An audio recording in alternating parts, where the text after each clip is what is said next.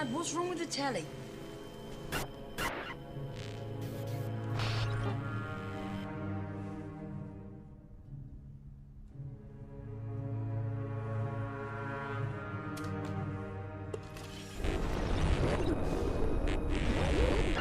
Good evening, London. Allow me first to apologize for That's the emergency channel. I do, like many of you, appreciate the comforts of the everyday routine, the security of the familiar, the tranquility of repetition. Bloody hell. I enjoy them as much as any bloke. But in the spirit of commemoration, Who's that, Mum? whereby those important events of the past, usually associated with someone's death or the end of some awful bloody struggle, are celebrated with a nice holiday, I thought we could mark this November the 5th, a day that is sadly no longer remembered, by taking some time out of our daily lives to sit down and have a little chat. There are, of course, those who do not want us to speak. Let me think, just let me I think. suspect even now, orders are being shouted into telephones, and men with guns will soon be on their way. It's Chancellor Sutler. Damn it. Why? Because while the truncheon may be used in lieu of conversation, words will always retain their power. Words offer the means to meaning, and for those who will listen, the enunciation of truth. And the truth is, there is something terribly wrong with this country, isn't there? You designed it, sir. You wanted it foolproof. You told me every television in London. Cruelty and injustice, intolerance and oppression.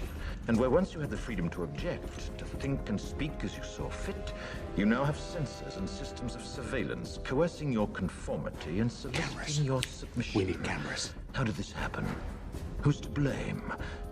Well, certainly there are those who are more responsible than others, and they will be held accountable.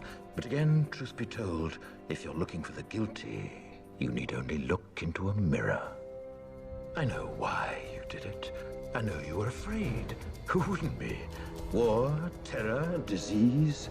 There were a myriad of problems which conspired to corrupt your reason and rob you of your common sense.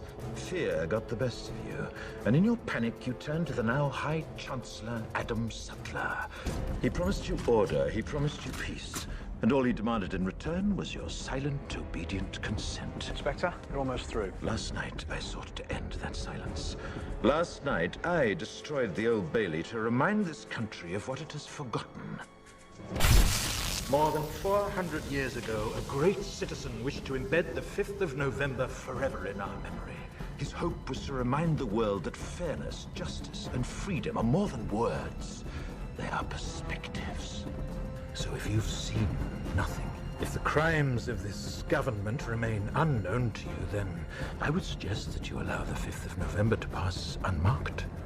But if you see what I see, if you feel as I feel, and if you would seek as I seek, then I ask you to stand beside me 1 year from tonight, outside the gates of Parliament. And together we shall give them a 5th of November that shall never, ever be forgotten.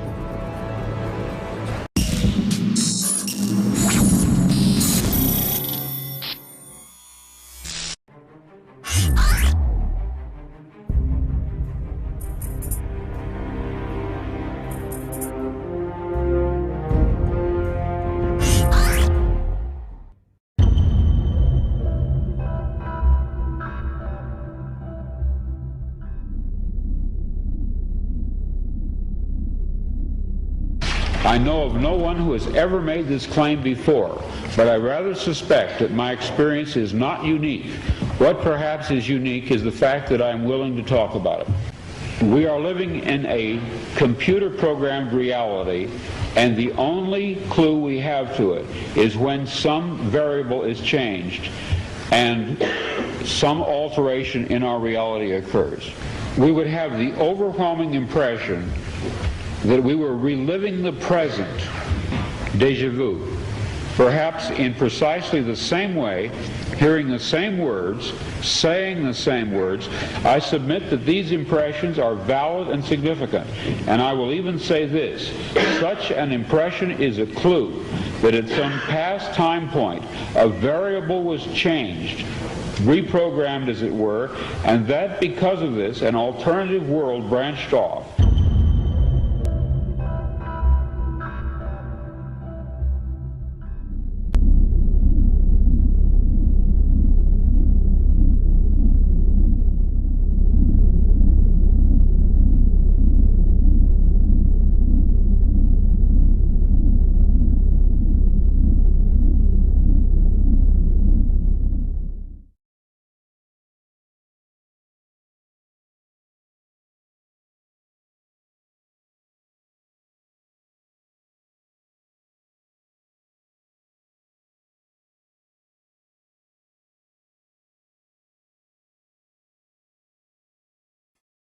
It's New York City. It's March 7th. Well, partly it's taken to these very strange images that are behind your head right now.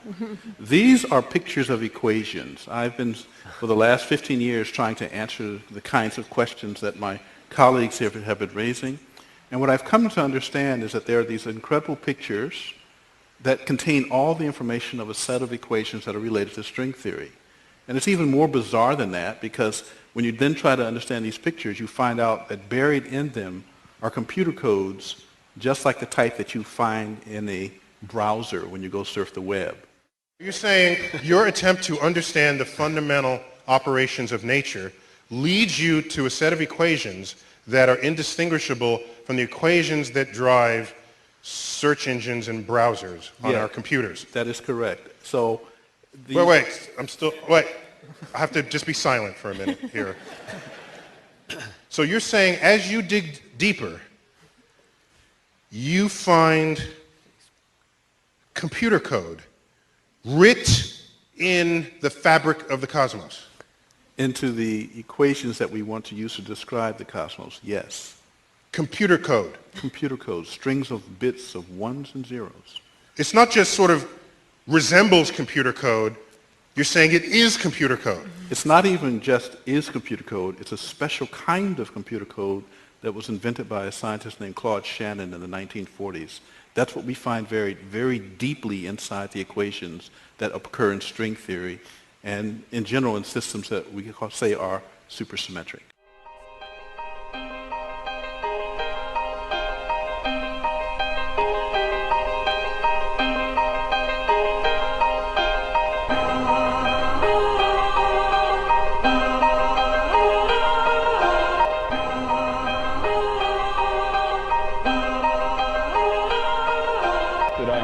Talk about it. We are living in a computer-programmed reality, and the only clue we have to it is when some variable is changed.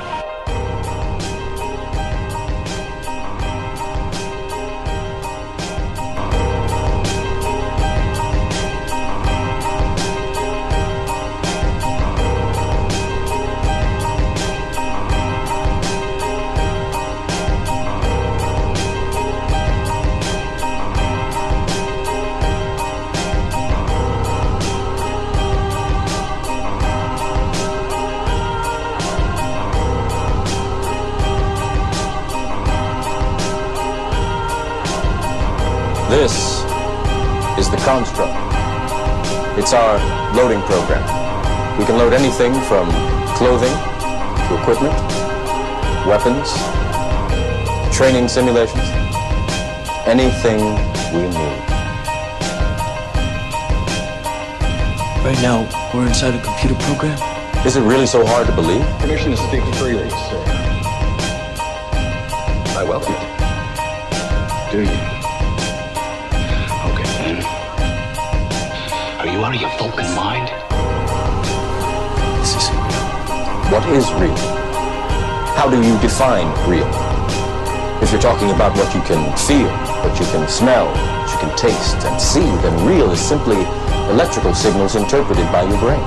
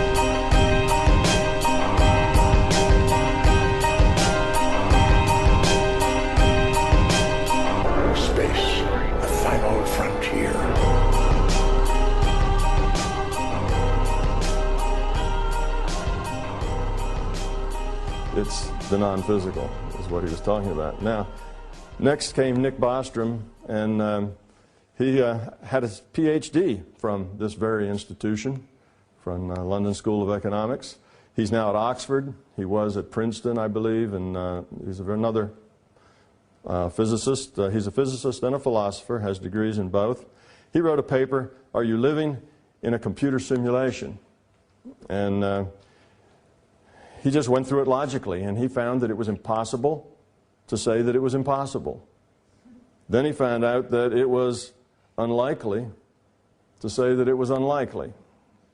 That left him with the conclusion that certainly almost all of us are living in a simulation. He said it was very likely. I mean, now in his mind, the simulation is done from some other physical thing that's outside of what's physical. So he wouldn't say that it's non-physical, but that's where it lands. It's beyond, it's some other physical place besides ours. That's how physicists say non-physical without using that word. So that was his conclusion. That consciousness may indeed survive. Well, there are many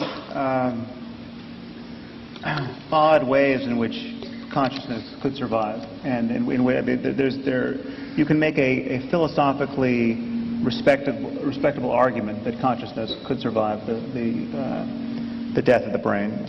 It's by no means the majority opinion in neuroscience or philosophy that it would. For instance, there's a philosopher at Oxford, Nick Bostrom. This is one of the weirder arguments, but still more plausible than the arguments you get from religion. Nick, there's actually very little you have to assume to make this seem somewhat robust. The argument is called the simulation argument, and he argues that we are all very likely not living in a real universe, but living in a simulated universe. And we are being simulated on the hard drives of computers of the future.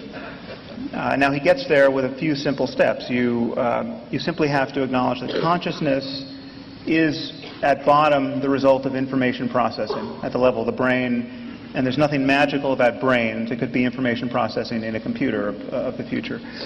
Most scientists think that's true. They don't think there's anything magical about the wet stuff in our heads, and that consciousness is at some point going to be instantiated in computers.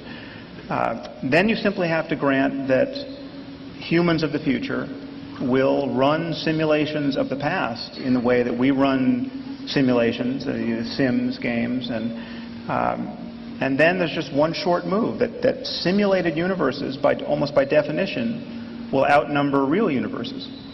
And therefore we are a lot more likely to be among the simulated ancestors than the real ancestors. Now again, this everyone acknowledges it seems a little crazy, but the assumptions that you have to take on board are not so weak. And I would add to this the somewhat disconcerting idea that if in fact we are running as a simulation on a computer of the future, this computer could have been built by Mormons or Scientologists who would want to simulate the truth of their religion. And therefore all religions could be true in this simulated universe, and we could expect to see Jesus coming back on clouds of glory and moving to Missouri as the Mormons expect.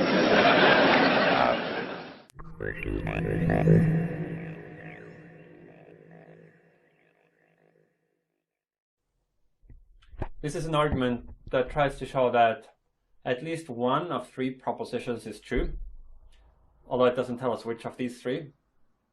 The three propositions in question is first, that almost all civilizations at our stage of technological development go extinct before they reach technological maturity.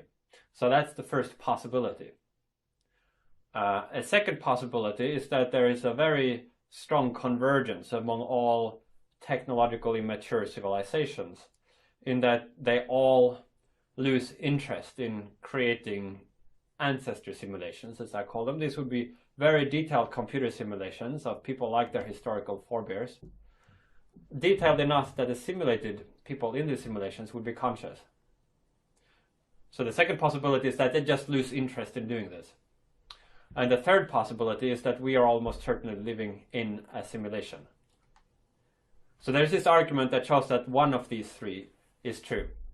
And the full argument involves some probability theory, but the basic idea can be grasped quite simply, which is that suppose it were the case that the first possibility did not obtain. So then some non-trivial fraction of civilizations at our stage eventually reach technological maturity. Then suppose the second possibility also does not obtain. So some non-negligible fraction of those mature civilizations are still interested in using the resources to running ancestor simulations. You can then show that because each mature civilization that devoted some resources to this purpose could run astronomical numbers of ancestor simulations, you can show that if the first two possibilities do not obtain, then there will be many, many more simulated people like us than there will be non-simulated people like us. In other words, almost all people with our kinds of experiences would be living inside simulations rather than outside them, if the first two possibilities are false. And conditional on that, we should therefore think we are probably one of the typical simulated people rather than one of the exceptional non-simulated people. So the structure of the argument then is that if you reject the first two hypotheses, then the third one follows, which then means you can coherently reject all three. That's the structure of the simulation argument. There's a further possibility that if you have a simulated civilization, that simulated civilization might, inside the simulation, develop the technology to run its own simulations. And you might then have a kind of nested simulation. With simulation inside the simulation, you might have many levels of simulation. But that's an optional extra. The basic simulation argument doesn't presuppose that. It's just that if you extrapolate the kind of computing power that an advanced civilization will eventually have, and you figure if they would use some of that immense computing power to running simulations, they could run an astronomical number of them. So therefore, in that scenario, most people with our kinds of experiences would be among the simulated people, because for each original history, there would then be maybe millions or billions of simulated histories.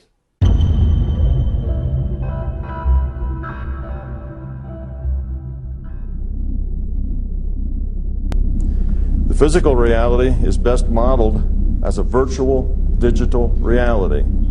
That's how it's modeled in My Big Toe. And consciousness is best modeled as a digital information system. Okay. We're going to do physics first, and then we'll do metaphysics. Physics. The main piece of physics that is probing at the fundamentals of reality right now is quantum mechanics. Quantum mechanics basically sees particles as probability distributions. It sees the fundamentals of our existence as a probability distribution. You've probably heard of the double slit experiment. That's kind of a famous thing in physics, but some of you probably not physicists. An electron is a tiny, tiny bit of matter, like a tiny marble. Let's fire a stream through one slit.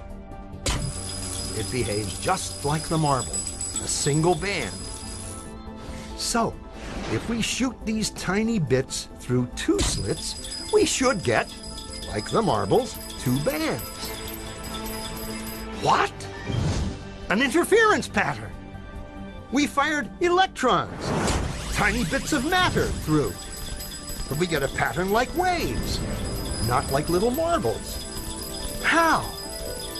How could pieces of matter create an interference pattern like a wave? It doesn't make sense. But physicists are clever. They thought, maybe those little balls are bouncing off each other and creating that pattern. So they decide to shoot electrons through one at a time. There is no way they could interfere with each other. But after an hour of this, the same interference pattern is seen to emerge. The conclusion is inescapable. The single electron leaves as a particle, becomes a wave of potentials, goes through both slits, and interferes with itself to hit the wall like a particle. But mathematically, it's even stranger. It goes through both slits, and it goes through neither. and it goes through just one, and it goes through just the other. All of these possibilities are in superposition with each other. But physicists were completely baffled by this. So they decided to peek and see which slit it actually goes through. They put a measuring device by one slit to see which one it went through and let it fly. But the quantum world is far more mysterious than they could have imagined. When they observed, the electron went back to behaving like a little marble. It produced a pattern of 2 bands, not an interference pattern of many.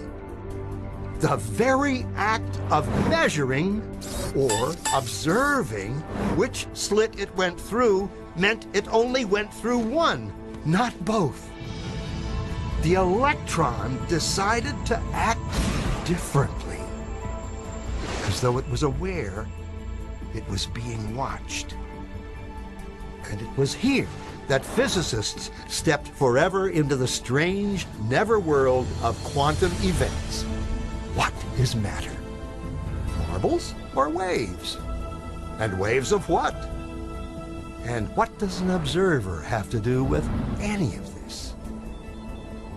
The observer collapsed the wave function simply by observing. Okay, now there are many interpretations of why it does this and what it means. A lot of physicists have been trying. Now this was started back in the late 20s and the 30s. All of this was a big deal, and physicists were working very hard on this. They're still a big deal and working hard on it. They haven't really made any progress since the 20s and 30s, made very little real progress. And all of the theories of what does it mean, what is it saying about reality, none of them have made it into the center of physics. They're all on the fringe. I'll just talk about a couple of them. The one that's most common is called the Copenhagen interpretation. Basically what it says is that if you have a probability of being in n states, when you measure it, you just get a random value. One of those states, randomly, you get that, you measure that value. Okay, then there's one that says consciousness causes collapse, and that comes from the idea that you have to be aware, you have to measure it. Some consciousness has to take a measurement, and that causes it to collapse to the measured value. Now when I say collapse, it's a wave function. They talk about wave functions, but it's really probability wave is what we're talking about. Cause it to collapse to a certain value. Another one is called consistent histories. And that says, well, it's not random state that it collapses to. It's a state based on what happened before, what its history was. And then there's one of many worlds. And I have to mention that David Deutsch at Oxford is one of your countrymen. He's one of the foremost researchers in the many worlds area. Actually, he's published some very good work just recently on this, made some progress. The many worlds says that, all right, you have n states that it could be in. That means it's probability function.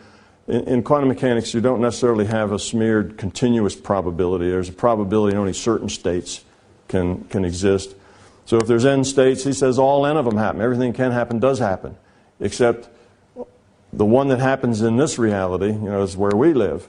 The ones that happen in other parallel realities, we don't know about. But there is a separate physical parallel reality for every state.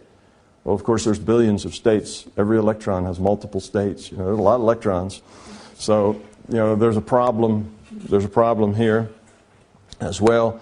The problem, of course, that they had with the Copenhagen one is that if it's just a random choice, then that creates two problems. One, all of this reality that we see before us is based upon random choices.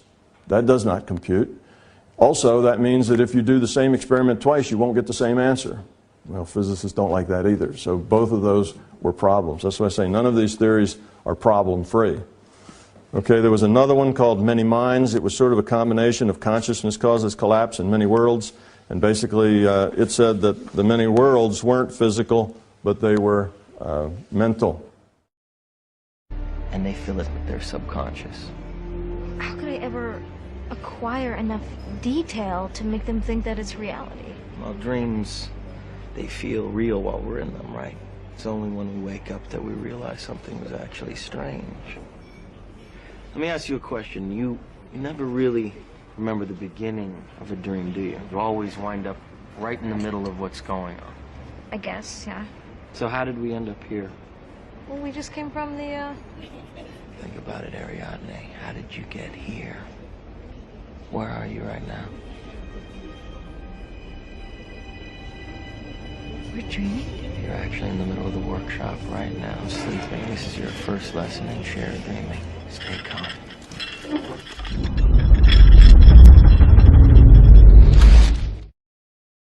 All right, now there's other big pictures besides that one. Edward Fredkin created digital physics in 1992 when he published 2 papers. The first one was Finite Nature. The second was A New Cosmogony. And Edward Fredkin is really a pretty high-powered physicist. He was a physicist at MIT, then went to Boston University. Now he's in Carnegie Mellon. He's kind of specialized in the digital side of information theory and physics.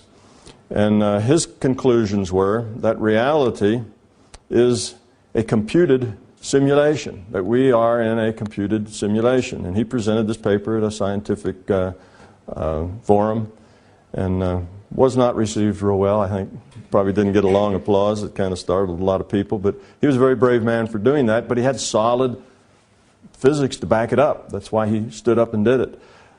Essentially, he says our reality is digital. Time's digital. Space is digital. Essentially, it's informational. He says our reality is just information. Okay? He also said that because a system cannot compute itself, it must be computed in, his words, other. It was computed in other. Okay? He didn't want to go there where it was computed. He knew it couldn't be computed in this reality frame. Okay? So he says it came from a reality frame that's outside of our physical reality. Well, now how do we define non-physical reality? Non-physical reality is basically other, is it not? We have a physical matter reality. That's our universe. That's us. There's everything in the universe, and then there's everything else. And that's non-physical reality. So everything is not physical in that concept's non-physical.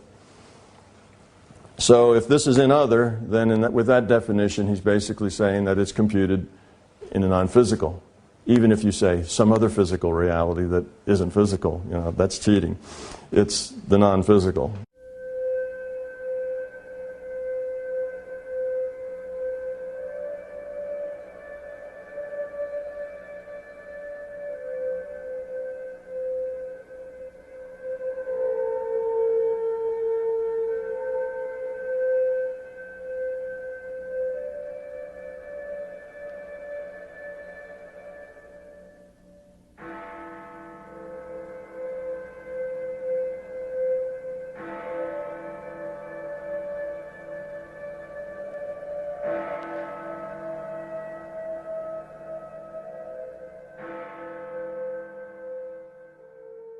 And in 1945, while they were digging for some clay and that sort of thing, some Egyptian peasant found 13 large books. Remember the word codex or codices I talked about in one of the early lectures means the kind of book that has pages and all sewn up on one side to distinguish it from a book that's in a scroll form. So by this time he found these books. They had been buried there probably sometime in the 4th century, so in the 300s, and they'd probably been hidden there because that's about the time that certain forms of Christianity were being outlawed and declared heretical. There are 13 of these big books, and it's right along the Nile River, and we call these the Nag Hammadi Library or the Nag Hammadi Corpus. Therefore, I say that such a person, once integrated, will become full of light. But such a person, once divided, will become full of darkness. So there's a divided, integrated dualism that's going on in this text also. The kingdom is invisible. I think I've already pointed this out. The idea is that the kingdom is not something you say, look, it's over there, or look, it's here. 1:13, I've already read that. The kingdom of the Father is spread out over the earth, but most people don't see it. And then look at saying 3 right at the very beginning. Jesus said, if those who lead you say to you, see, the kingdom is in heaven, then the birds of heaven will precede you. If they say to you, it is in the sea, then the fish will precede you. But the kingdom is inside of you, and it is outside of you.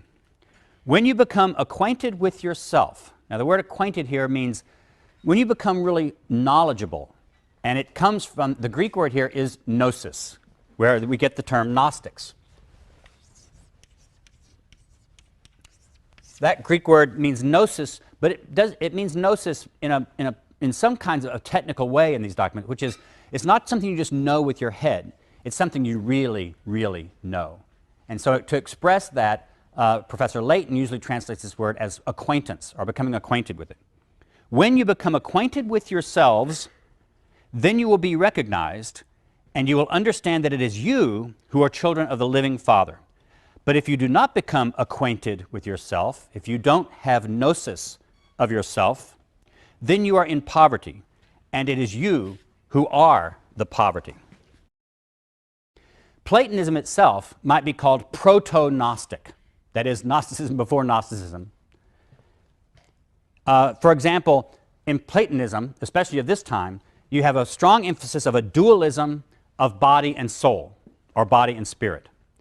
And in that dualism, often the body or the materiality, the fleshly existence, the harder matter of things, becomes less good, sometimes even probably bordering on evil in some people's thought, and spirit or the soul or the mind is the good thing. So you have a mind-body dualism, of body and soul dualism.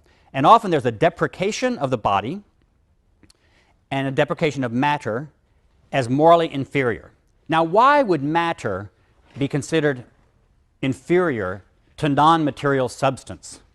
Because what happens to your body eventually? You all have gorgeous bodies now, but eventually you're going to look like me. Your hair is going to fall out, your ears going to get too big, your nose won't stop growing, and then eventually you'll even get beyond me, and you'll die, and you'll rot, and you'll disappear. The body is material, and the ancient thinkers all knew that matter passes away. Anything that is material is going to pass away and be destroyed and be gone. But things that are not material, like ideas, an idea, the great thing about an idea is that it never need die.